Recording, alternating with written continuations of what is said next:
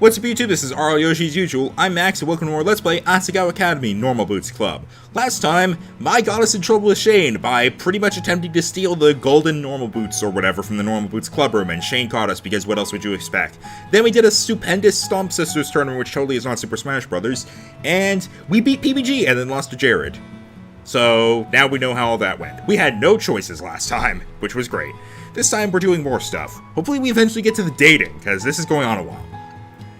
As the chill weather of early spring faded and warmth stretched across Asagao, I itched to go outside. With Satch's book in hand, I took to the streets. Since many people realized how rare this moment was, most of the usual benches and grassy spots were taken. I kept walking until I came to the soccer field. There was a practice game being held, and PBG and his friend Jeff were running across the field. Being a skirmish, the bleachers were almost completely empty. Students scattered the shiny metal seats, but there was more than enough room for me. In one swift motion, practiced many times over my life, I sat down, spun my backpack into the space next to me, and pulled out my book. I was nearly done with it, and I wanted to see if I could finish it today. It was due a few days ago, so I was under pressure. At a pause in my reading, I looked up to watch PBG on the field. A shock of color at the base of the bleachers caught my eye. It looked like some kind of metallic candy wrapper, and a pang of annoyance struck me. There was a trash can nearby. Why litter? Yeah, I can't honestly say I've never littered, but I can at least say that if I know where a trash can is, no matter how far away it is, I go to it. Like, I don't mean to say this as to justify, but I only litter if I have no idea where a garbage can is and holding the trash is actually hurting my hand, like if it's metal or something. But seriously, to be fair, this might actually just end up being something else, so. But as I jumped down the steps of the bleachers, and nearly slipped off one, it became clear that it wasn't trash. Yep, good thing I stopped myself from ranting. The colors changed as the angle of the light did. It was an iridescent purple figurine. Itty Bitty and a kitty. Was it Gerard's? He was the only person I knew who collected them. I held it up to the nearest student, who shook his head. I was free for a while. Gerard was really into the IBK scene, so if it wasn't his, he'd probably know who it belonged to. One problem. I had no idea where his room was. Conveniently, at that moment, PBG ran off the field to get a drink. I approached him, holding the kitty in front of myself like a talisman. Hey! Hey, PBG, do you know Gerard's room number? I think he dropped this. I held the kitty up again, and it glimmered in the sun, much like PBG just now, what with all his physical activity. Oh, Gerard was just here. It has to be his. I asked him to bring me my Goldie gloves. I wasn't ready to take Mick Jones's place today. His room is right across from mine. Oh, great. Thank you so much. Hey! Hurry it up, PBG.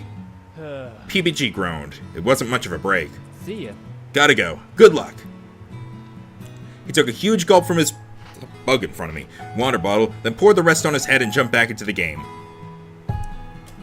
The good thing about visual novels is that I can often stop in the middle of talking in order to ask questions. And to just comment on things. For example, why do you pour water on your head? If you're just trying to get rid of sweat, why not just pour some in your hands and wipe your forehead off, or just use a towel? Because, aside from that, I don't see what pouring water on your head is going to do that's beneficial that drinking it would not also do. Anyway, his teammates patted him on the back as he rejoined them. I placed the IBK into my uniform's pocket and headed to Bluebell. As I entered Bluebell House, a passing boy frowned at me. Was I even allowed to be here by myself? I shook my head. There was no time to be afraid. Today, I had a mission. Just as PBG said, there was a door right across his room. I knocked and fished the IBK from my pocket. Shane answered the door, not at all pleased to see me. Hi, Shane. How are you? He was Gerard's roommate? Why, oh why was he Gerard's roommate? I tried to laugh to defuse the situation, but it was weak. I felt like I was only making things worse. I didn't know what went on in Shane's mind. He looked at the IBK in my hands. Gerard should be back in a few minutes. Okay, I'll just wait in the common room. When he gets back, could you tell him to try and find me? I could read downstairs. Even if it took Gerard an hour to get back, I could keep myself occupied. Shane sighed and leaned against the doorframe. I could tell him, but it would be much easier if you waited in here. He put his hand out, gesturing me inside. Don't do it. He's gonna stab you, or he's gonna get Satch to stab you. One of the two. Things will happen. He will do something to you with his triangular hair across his forehead. How have I not noticed this before? Alright. Thanks. I entered the room and... gee, I wonder which bed is, Gerard's. I entered the room and stood smack in the middle of it. Shane plopped into a chair in front of what must have been his desk. I sat down in what I assumed to be Gerard's chair on the opposite side. Shane swiveled around and started to click something on his laptop. Seeing as he wasn't much for small talk, I turned to observing the room. Their room was... well decorated, one could say. There were a lot of itty bitty kitties, each one arranged neatly with its brethren of similar design. Every empty space not filled with school-related objects was covered by the pads of a cute little cat, or at least a sealed box of one. Even parts of Shane's shelves had IBK on them. I had to admit, it was kind of endearing. Something about the dedication required was sweet. Hey! Do you collect itty bitty kitties too? Not really. They're Gerard's. I don't mind. I see. It's kind of... niche. I'm surprised you're into them. Oh, no. I don't collect them. I just found this one on the side of the field. PBG said Gerard was there earlier, so I came to find out whether it was his. My hastiness to disown the figure did not go unnoticed by Shane, who made a face at me. If it's not Gerard's, he'll probably know whose it is, right? It's probably Gerard's. I smoothed my thumb over the plastic kitty absent-mindedly. Shane returned to whatever he was doing online, and I conversed with the figure in my hand. Who's a pretty kitty? Who's a pretty kitty? You are. Gerard came back about 2 minutes later. Hey, Shane. And Hana? He held 2 coffees in his hands. Suddenly he turned pink. And what are you two doing in here? Alone. Together. We're not doing anything. Hana was looking for you. Really? Really? How can I help, Hana? He gave a coffee to Shane and offered the other one to me. Here, take mine. I would have gotten you one too if I knew you were here. That's really nice of you, but no thanks. I just came to see if this was yours. For what it felt like the 10th time in the last half hour, I displayed the itty bitty kitty. Oh, wow. Oh, yes! Gerard almost dropped his coffee as he leaped forward. I'd lost this today. Where did you find it? It was near the field. PBG told me you were there earlier, so I wanted to give it back to you. I handed the figure to Gerard, who looked about ready to kiss it. Why is Shane smiling? At what point did he start smiling? Like, I just look up and he just went from scowling to a smile that I don't think I've actually seen yet. Then again, I'm not surprised I've never seen Shane smile. You're the best. And now he's not smiling anymore. God damn it, Shane. Just when I thought you were going to be friendly. Also, this bug is being very annoying. Thank you, Hana. Thank you. You didn't have to do this, but you did, and I don't know what I would have done without you. It wasn't any trouble at all. It looked pretty rare. They're special. It's not as rare as you would think, but it's still very special to me. I'm so glad you were the one to find it. I shouldn't have been so careless. Don't beat yourself up about it. What matters now is that you have it back. Maybe zip up your pockets next time? I promise. You bet I'll take a load of precautions to make sure this never happens again. He placed it delicately on the shelf with other kitties that had the same iridescent properties. Gerard looked at me while I viewed his hard-earned assemblage. Right. Oh, duh, Gerard, you dummy. How rude of me to not at least introduce you to my collection. Sorry. Yeah. My foot. Falling asleep. In this room, I have 247 itty bitty kitties of every shape and size. This is the newest set, the Catastrophes. They're a band. They're really popular right now. I traded my rare extras for these the other day. The one you brought back to me is from a set of 4 that are called Opalescents. Currently, they're the only shinies. They were so pretty. My gaze fixated on them. I'm just missing the last Opalescent. It's a purple one, Princess Pumpernickel. I tried everywhere, but no one has them in stock. But there's only 3 copies in the world, so it's not really surprising. Wait, there's only 3? That's a little overdone. Like, holy crap, I've heard of limited runs, but like, 3? Ever? Jeez. It's more surprising that I managed to get these ones. I have one of the most complete collections in the world. People think that the Kitties Company gives me the newest figures, but I earn all my IBK.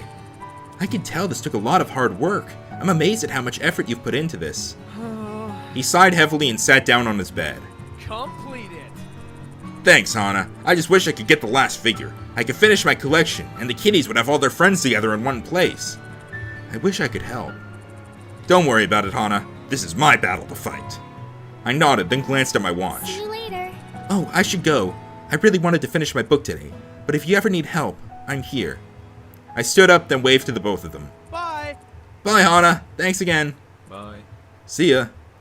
He doesn't seem too mad at least. Like, okay, here's the thing. I just want to point something out. Obviously, Shane is an option to date. I imagine that me, like, being in that room prevents me from dating him because he caught me and is like, what the hell? I hate you. And sure, he's being nice after that, but that's usually when others are around. So I imagine he hates us, which makes sense. So does that mean there was a choice at some point that would avoid us grabbing the boots? Or does that mean us grabbing the boots, we still have a chance to date him later on? He's like, whatever. I don't know. I guess we'll find out later. I know that you have to make certain correct choices in order to actually be able to date certain guys. I don't know if we missed our choice with him. It might have been the one like a while ago when we chose whether or not to talk with him. And I chose not to, which may have been incorrect. Anyway, thankfully, I managed to finish my book. It took more time than I expected, though, and by the time I got back to my room, it was dark outside. When I opened the door to my room, the lights were off. I flicked them on, and the huddled form of Mai hugging a stuffed purple bear appeared on her bed. Hello. I'm back. Mai glanced at me, then buried her face again in her bear. Was she sulking? It was unlike her to be so unenergetic. Are you okay? It doesn't sound very okay. Mai glanced at me again, her face a light shade of pink, like she was holding her breath. You know, you can tell me anything. You've helped me out a lot, so it's the least I can do in return, right? Besides, we're friends. Mai sighed and threw the bear on the floor, where it lay as if screaming in agony. It's not fair. She sighed again. I know it's terrible to think like this, but even though I'm really happy for you, getting to be friends with those guys is just not fair. Those guys? Who? The Normal Boots Club? I can't believe this. It's just that I've been a fan of them for so long, and I've loved Jared forever. And then here you come out of the blue with your pink hair, and just like that, you're friends. She snapped her fingers in front of her face. But here I've been trying this whole time, but Jared didn't even know my name. I know I'm being stupid, and I feel bad, but I still... Why? Wow, that last choice is a real dick move. I'm gonna be as nice as I can here. They're your friends, too. Mai smiled weakly at me. They wouldn't be my friends if it wasn't for you. Mai, I'm going to sleep. She turned over and closed her eyes without even taking off her uniform. I turned off the light and walked to the bear she threw in the middle of the room. I'm sorry, too. I said it quietly, but even as the words left my lips, I knew they were a lie. That was random depression for no reason. Despite our slight confrontation last night, Mai was as peppy as usual the next day. It seemed like there was no reason for me to worry, but that didn't mean I didn't. The bell rang and class started. Miss Shizuka wrote origami flowers on the board in an ornate script, then turned to glare at the class. Class? The flower festival is only a few days away. It's time again to start folded flowers to sell for the school. We do this every year, guys. I don't want to hear any groans. You're free to write me an essay on the importance of these funds for the school if you'd rather not participate. A few students rolled their eyes, but I smiled. It sounded kind of fun, and I hadn't folded origami in years. I'm handing out practice sheets because I know how bad you guys are at origami. I'm only going to teach you once, so pay attention. Shizuka returned to the front of the class, picking an ornate green paper. As she instructed the class, I realized that these were the most basic version of origami flowers. I was already familiar with them. I folded my practice paper with ease while Shizuka roamed the room, helping the students who struggled to follow along. These creases are weak! Kindergartners could do better than this! Hell, my ex could do better than this! Sadness passed across Miss Shizuka's face. She turned to the boy next to her and slammed her hand on his desk. You need to be better. Be better for everyone's sakes! It seemed like quite a few students were having trouble. I went to the front of the class to get some new paper, passing John on the way back to my seat. His paper caught my eye. Hey! You folded this the wrong way. Your flower's going to be narrow if you keep going. I'll be honest with you, Hana. I have no idea what I'm doing. Help me. He kind of looked like he was about to cry. I knelt by his desk, unfolding and refolding his paper. This looks perfect. You're so good at origami. Do you have to make flowers at your old school too? No, I used to do origami a lot when I was younger. I guess muscle memory just kicked in. Thanks, though. Really? Really? What an odd skill to have. Is it? Please. John clasped a hand around my wrist. Stay with me. Help me. Sure, if you need it. Yeah! I knew I could count on you. Thank you, Hana. You're a goddess. I spent the entire rest of the class period slowly doling out lessons to John and PBG. I offered to help Shane, but he turned away from me, instead watching over John's shoulder. I kept my movements large and exaggerated so he could see too. It was nice to feel useful. When class was over, I headed back to the dorms with Mai. We had a long night ahead of us, filled with homework and the possible reward of chocolate ice cream should we finish on time. But before I got far, someone called my name. Donna! Yeah, that. Jeff? Is everything okay?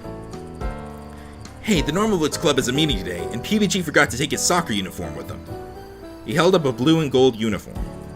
He won't have much time to change before practice if he doesn't have this, and I have to run down to the field. Can you take it for me? Of course we can! Mike grabbed the uniform from Jeff. Awesome, thanks. He dashed towards the field. Mike turned to me, victory running through her face. Yay! Finally, a chance to see Jared in his element! Why is Jared all you care about? Moving on. Come on, Hana, we've got to hurry. We approached a Normal Boots club room, hearts thumping nervously. At least, I assumed Mize was. Judging by the way she was fidgeting like a hummingbird on acid, it was. We stepped up to the door and were about to knock when I heard my name on someone's lips. Hana.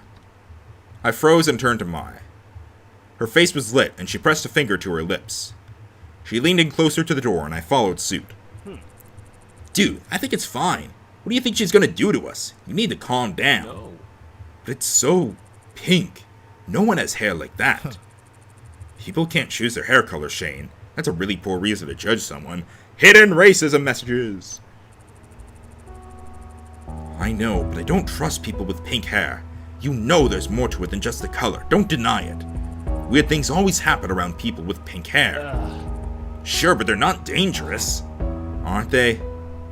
My heart sank. I stepped away from the door, unwilling to hear more. Hana. I held up my hand and shook my head. Just when I thought I was beginning to win Shane over. Was this how he truly felt about me? I'm heading back. But... I stepped past her, walking as quickly as I could back to the dorms. Luckily, I didn't pass anyone on my way back. I didn't think I could manage small talk without bursting into tears after what happened. I kicked off my shoes and went to set my backpack down by my desk, passing the mirror. I paused as I did so, turning to the mirror, evaluating myself on a whole new level. So much grief. My hair caused me so much grief over the course of my life. Now, for some reason, Shane thought I was suspicious. I smoothed my hair with my hands, the shortness of it catching me by surprise. It was softer when it was long. With a sigh, I turned away and collapsed onto my bed, hugging Mr. Bunny to my chest. Should I dye my hair, Mr. Bunny? I raised him up, staring into his glassy eyes. Yeah, you're right. I rolled onto my side, squeezing Mr. Bunny to my chest. Satch said it himself. You don't choose your natural hair color. Mr. Bunny was small against me, and I smiled at him. At least he still liked me. Shaking my head, I went to my desk. I had better things to do than mope. You're still studying, Hana? I took my headphones out of my ears and turned to Mai. Our plans for that evening were postponed, and I silently thanked her for not pushing me to keep to them. I wasn't in the mood anymore. Yeah, it's only been a few hours. You haven't moved since I left the room last. She climbed her bed and dangled her hands off the side. At least take a break, okay? Well, I have been meaning to return the book I checked out. It was overdue, and I had to do it at some point. I was going to do it today, but after what happened, it was the last thing I wanted. That didn't make it any less overdue, though. Go do that. Meet me at dinner afterward. If you're going to spend the rest of your life studying, at least be nutritionalized. I stretched, bending backwards to apologize to my back for the hours of arching over a desk. I would have a hunchback by the end of my school career, I was sure. This is why you get chairs that can lean back. You're right. I'll go. I'll see you at dinner. It was pretty late when I got to the library. No one came at this time unless there was a term paper due. Since it was still relatively early in the year, the room was barren. Satch was working the desk, as I expected, but he was joined by PBG and Paul. As soon as I saw them, I turned around, trying to walk right back out, but... Hana. Hey, Hana. Unfortunately, my hair also made me stick out like a sore thumb. I reluctantly joined them at the counter. What's up? Not much. I'm taking a study break to return the book I checked out. I took the book out of my bag and handed it to Satch. That book. I can't help but notice you're reading The Princess Betrothed. It's good, isn't it? Yeah, I never would have read it without Satch's suggestion, so I have to thank him. He nodded and put the book on the to-be-sorted shelf. No problem. I don't work in the library for nothing. I have another suggestion for you if you need one. No thanks. I want to get back to the dorms. Oh, come on. It's almost dinner. Let him check out this great book for you. Then we can all go to the cafeteria together. Well, alright. That was the last thing I wanted to do, but I was really bad at showing people that I didn't want to talk. Follow me to the fiction section. We set off through the library on an epic quest for adventure and fortune. My mind raced, trying to think of a good excuse so I didn't have to follow them to the cafeteria. Here it is, the Banana Club. He pulled a bright yellow book off the shelves. The Banana Club was written across in a bold font. Now, I know it sounds stupid. Looks kinda stupid too, honestly, but trust me, one of the most moving books I've ever read. The ending crushed me. He put a fist to his mouth and blinked rapidly. Don't cry now, Satch. I'm gonna stop before I spoil everything. He handed the book to me, and I gazed blankly at the cover. Thanks, Satch. And, Hana? Huh? Are you alright? You don't look very well. I wasn't really. But of course there was no way that I was gonna tell Satch that I eavesdropped on their private conversation. I am just feeling a little under the weather. I conjured a fake cough. It sounded pathetic. I think I'm gonna skip out on dinner too. I'm not feeling well enough. Satch narrowed his eyes and nodded. If you say so, do you still want to read this book? Yes, I do. Your suggestions haven't failed me so far. Okay, let me check it out to you real quick so you can get back and rest. When we got back, PBG and Paul were off on the other side of the room, Paul waving a book vehemently at PBG. Satch stepped behind the counter and grabbed my book. You know, if something is bothering you, or you're still getting used to the school, we're all here for you to talk to. I know. Transfers have it hardest around here, and everyone knows that. I nodded. He passed the book to me, and I put it in my backpack. Just don't be a stranger, alright? I won't. Thanks, Satch. I'll see you tomorrow. I waved goodbye to him and made my way back to the dorm. Somehow Satch always knew when I was upset and how to make me feel better. It helped that Paul and PBG weren't acting any different to me than normal, either. Maybe it really was just Shane with the problem. Whatever problem that was. Hana. We're gonna figure out what John wants in the next episode. I've been Max, and we'll see you next time with more Asagao Academy Races Against Hair Club. Whoosh! Boom, boom.